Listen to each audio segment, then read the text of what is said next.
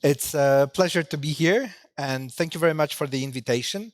So, Christina, as you said, there are quite a few challenges to agriculture, and it's easier to think about the challenges and the problems that we're facing than thinking who actually will be solving those problems and the farmers of the future. So, recently we have done a project for DG Agri about farmers of the future,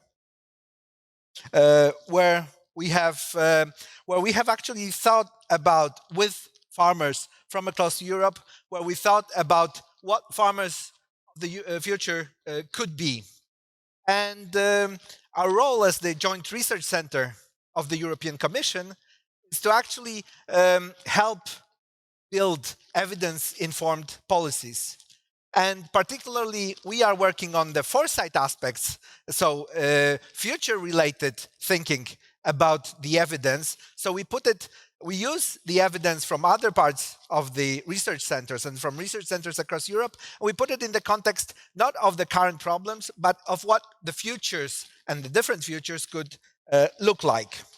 So we teamed up with farmers from across Europe, and they have shared their experience of what the farming is like for them now, and what do they see for farming for the future.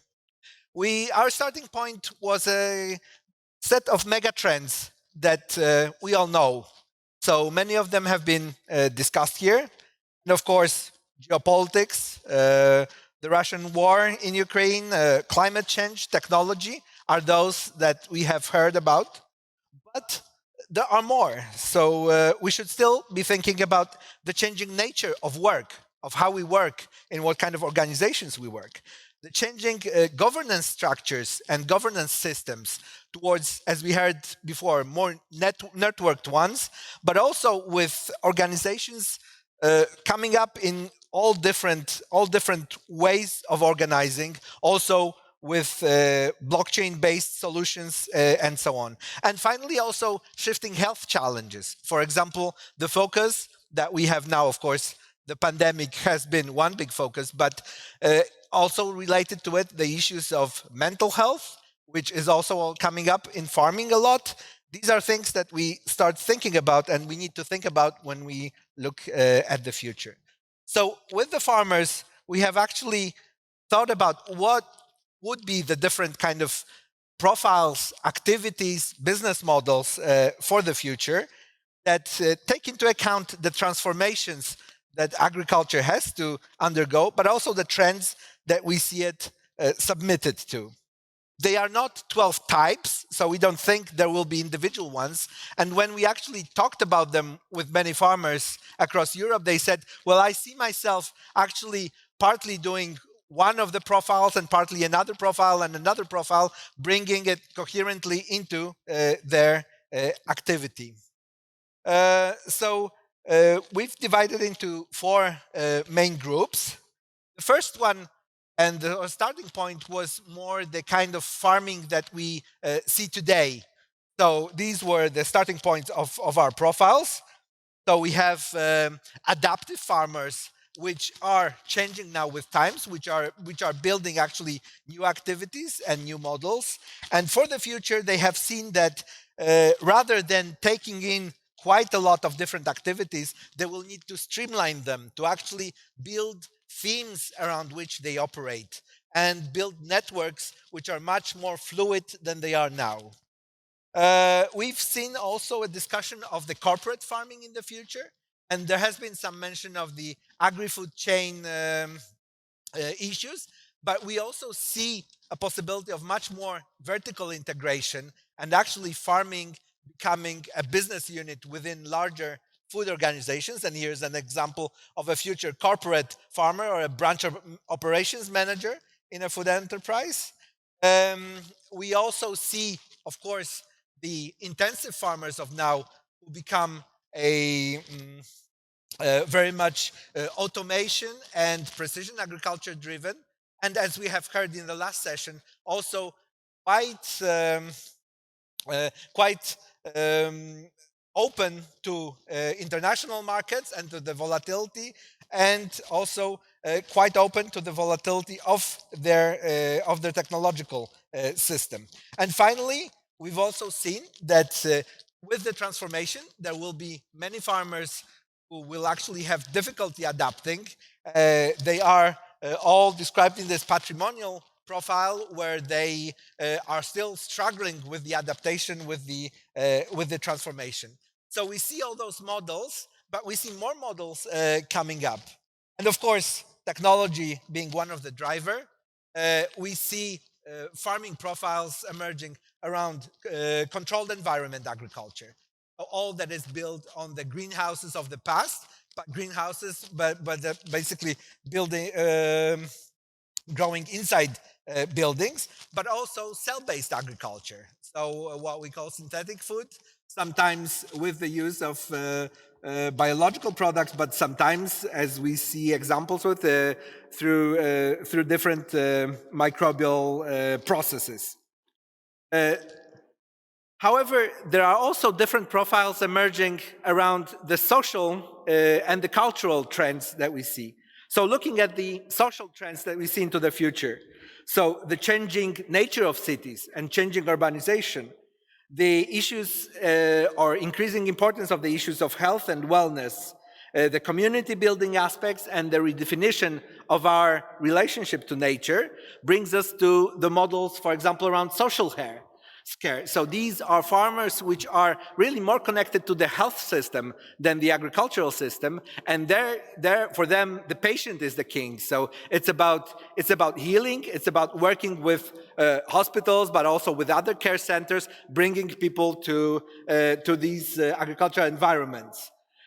We see regenerative farming, which is happening now, but we see it at a different scale. So rather than individual regenerative farms, you actually see many farms together creating an ecosystem, because you cannot be regenerative around agriculture that is not sustainable. You actually want to build whole regional ecosystems of regenerative farmers. So we see those kind of activities expanding at a scale.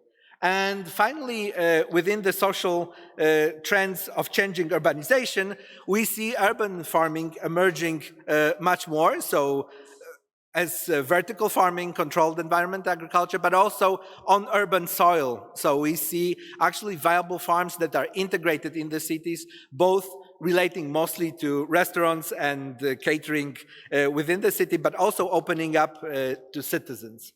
And finally, we have a set of profiles that are around the cultural trends. So we have the changing nature of work. We have seen that very fast with the COVID and the work from home trend. So people can now work from everywhere, and we see some places where they start moving to the rural areas and are starting changing rural areas, and they're starting thinking about agriculture.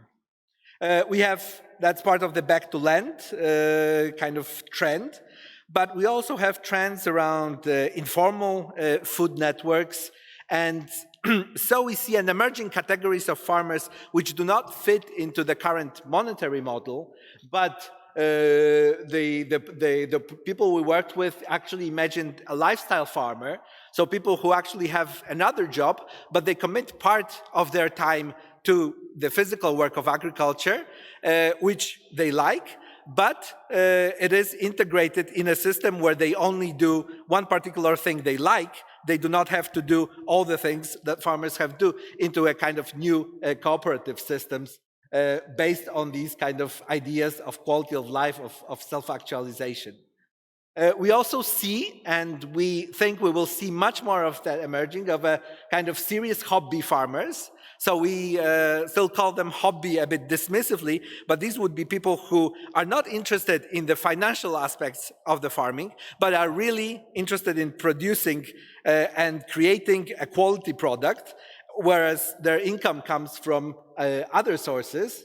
And finally, we have the community provisioning farmers who actually care about growing and sharing.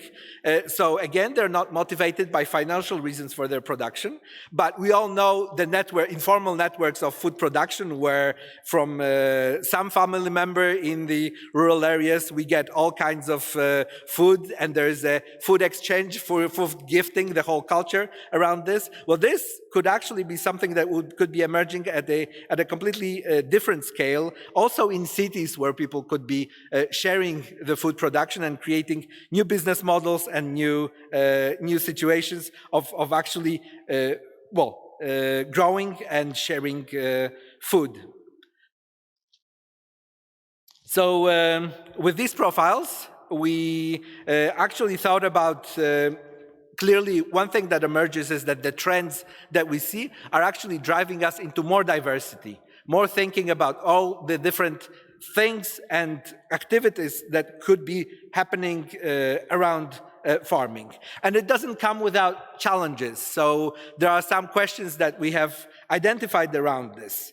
First of all, so when you have a much more diverse systems of agriculture, how do you still keep the common goals?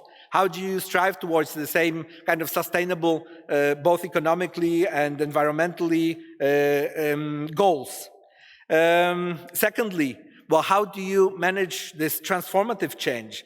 How do you actually keep track of the different networks and the ever-changing networks that you need to be in? And finally, and this was something that was mentioned also in the previous panel, well, it means also a redefinition of what or who farmer is, but also what a rural area is, from the preconceptions, keeping maybe the most interesting aspects of what we think are useful to keep still from those identities, but actually enriching them with all those new elements.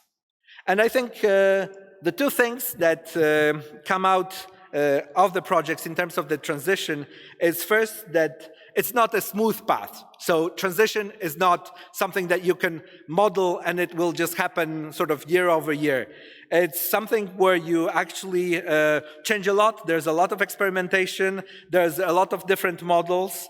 And the second part of this means it's not a uniform process. So it will be different for the different people. It will be different for the different motivations, but also for different models. So we have to prepare a transition which actually takes into account this the diversity.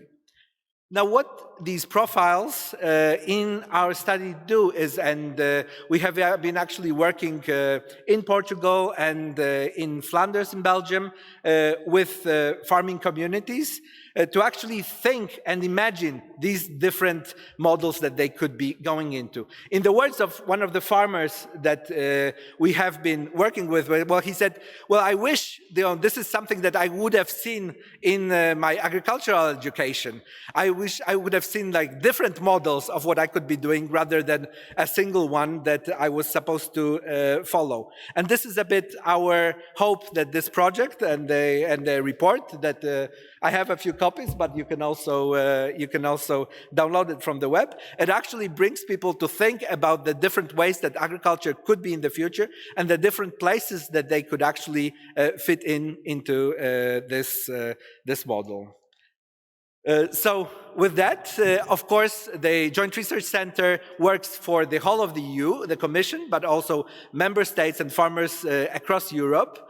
And we hope that what we do is a conversation starter. So it actually starts people thinking about what are the different models, what are the different agricultures, what are the different futures that we could be living in. And I hope also in the case of this panel, this could be something which starts this discussion. Thank you very much.